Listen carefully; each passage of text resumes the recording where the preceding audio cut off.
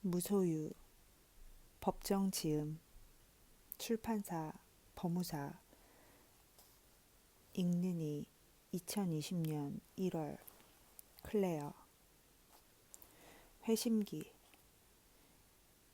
내 마음을 내 뜻대로 할 수만 있다면 나는 어디에도 걸림이 없는 한도인이 될 것이다. 그럴 수 없기 때문에 온갖 모순과 갈등 속에서 부침하는 중생이다.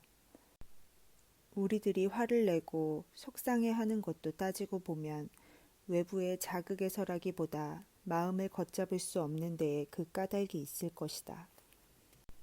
3년 전 우리가 머무르고 있는 절의 경내지가 종단의 몇몇 사무승들의 농간에 의해 팔렸을 때 나는 분한 생각 때문에 며칠 동안 잠조차 이룰 수 없었다.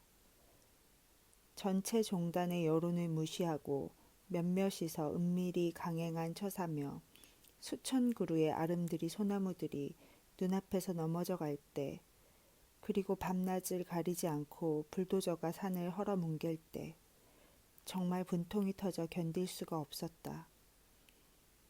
나를 둘러싸고 있는 모든 것들이 원망스럽고 저주스러웠다.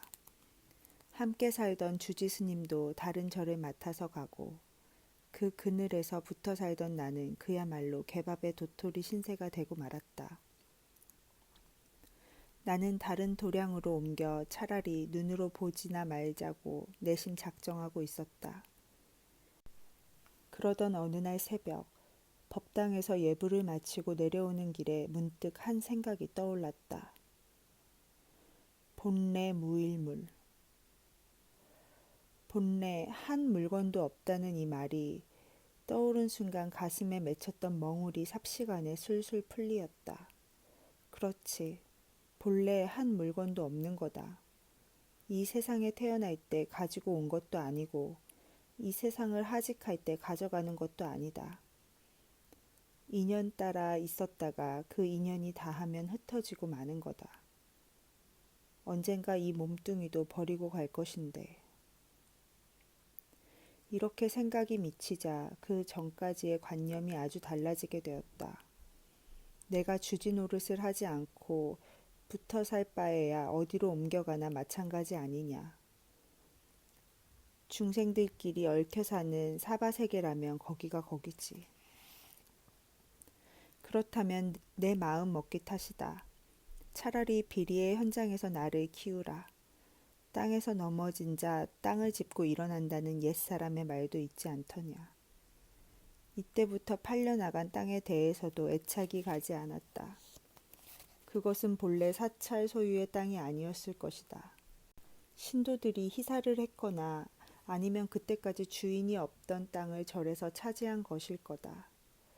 그러다가 그 인연이 다해 내놓게 된 것이다.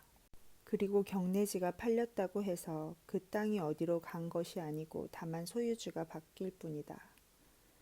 이날부터 마음이 평온해지고 잠을 제대로 잘 수 있었다. 그토록 시끄럽던 불도저며 바위를 뚫는 컴프레서 소리가 아무렇지 않게 들렸다. 그것은 이렇게 생각했기 때문이다. 남들을 향해서는 곧잘 베풀라고 하면서 지금까지 나 자신은 무엇을 얼마나 베풀어 왔느냐. 지금 저 소리는 너의 잠을 방해하기 위해서가 아니고 집이 없는 사람들에게 집을 지어주기 위해 털을 닦는 소리다. 이 소리도 못 듣겠다는 거냐?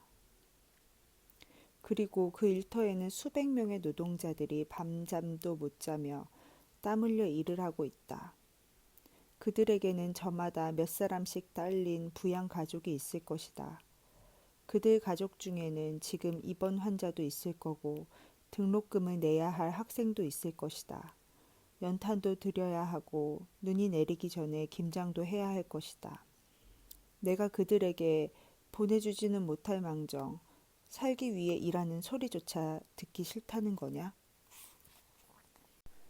이처럼 생각이 돌이켜지자 그토록 시끄럽고 골이 아프던 소음이 아무렇지도 않게 들렸다. 이때를 고비로 나는 종래까지의 사고와 가치의식이 아주 달라졌다. 이 세상은 나 혼자만이 아니라 많은 이웃과 함께 어울려 살고 있다는 사실이 구체적으로 새겨지게 되었다. 소유관념이나 손해에 대한 개념도 자연 수정될 수밖에 없었다. 내 것이란 아무것도 없기 때문에 본질적으로 손해란 있을 수 없다. 또 내 손해가 이 세상 어느 누구에겐가 이익이 될 수만 있다면 그것은 잃은 것이 아니라는 논리였다. 절에도 가끔 도둑이 든다. 절이라고 이 지상의 풍속권에서 예외는 아니다. 주기적으로 기웃거리는 단골 도둑이 있어 허술한 문단 속의 주의를 환기시킨다. 날마다 소용되는 물건을 몽땅 잃었을 때 괘씸하고 서운한 생각이 고개를 들려고 했다. 그러자 본래 무일물이 그 생각을 지워버렸다. 한동안 맡아 가지고 있던 걸 돌려보낸 거라고. 자칫했더라면 물건 잃고 마음까지 잃을 뻔하다가 공술의 공수거의 교훈이 내 마음을 지켜주었던 것이다. 대중가요의 가사를 빌릴 것도 없이 내 마음 나도 모를 때가 없지 않다. 정말 우리 마음이란 미묘하기 짝이 없다. 너그러울 때는 온 세상을 다 받아들이다가 한번 옹졸해지면 바늘 하나 꽂을 여유가 없다. 그러한 마음을 돌이키기란 결코 쉬운 일이 아니다. 그러나 그것이 내 마음이라면 그 누구도 아닌 나 자신이 활용할 수 있어야 한다. 화나는 그 불꽃 속에서 벗어나려면 외부와의 접촉에도 신경을 써야겠지만 그보다도 생각을 돌이키는 일상적인 훈련을 앞서야 한다. 그래서 마음에 따르지 말고 마음의 주인이 되라고 옛 사람들은 말한 것이다. 1972년